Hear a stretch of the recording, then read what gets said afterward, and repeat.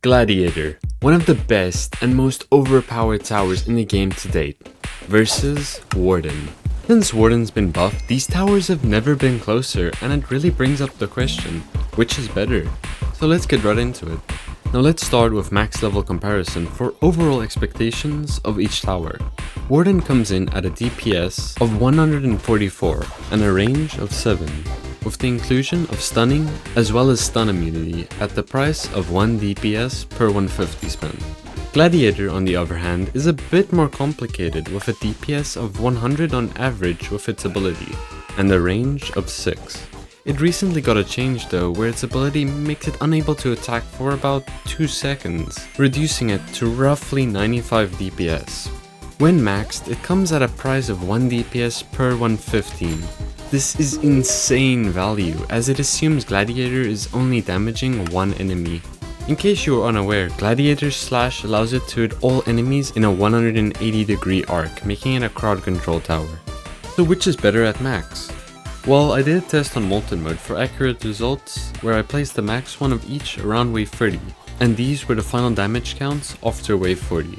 As we can see, Gladiator deals double the damage of Warden in an actual test at half the cost.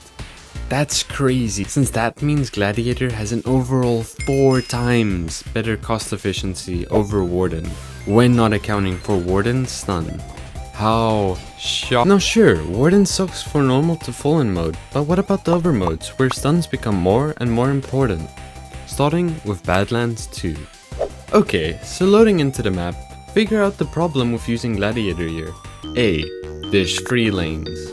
B. The map layout. C. I'm playing solo. You thought it was all of them, huh?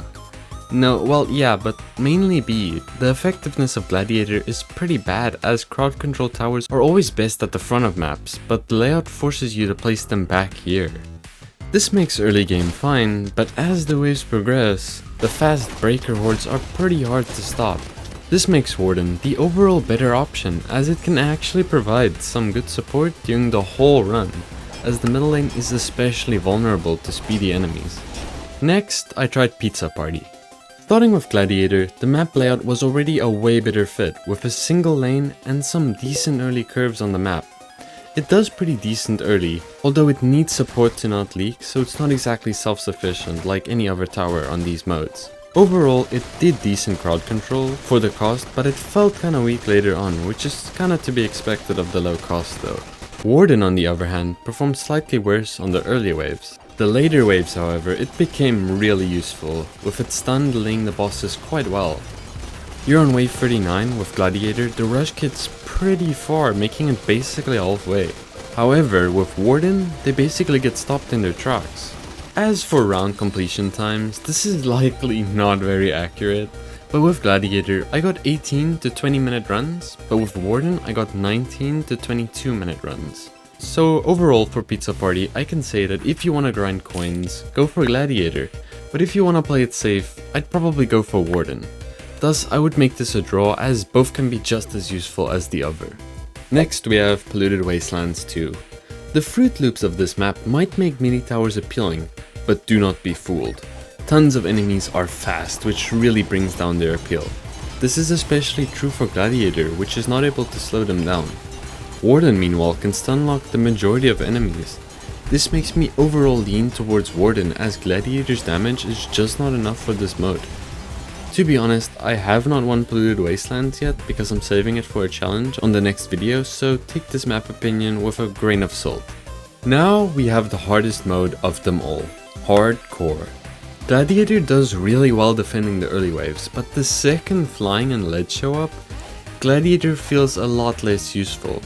Warden meanwhile has support late game that can help against one of the hardest waves, wave 25's Hit and Rush. If you know, you know, never again.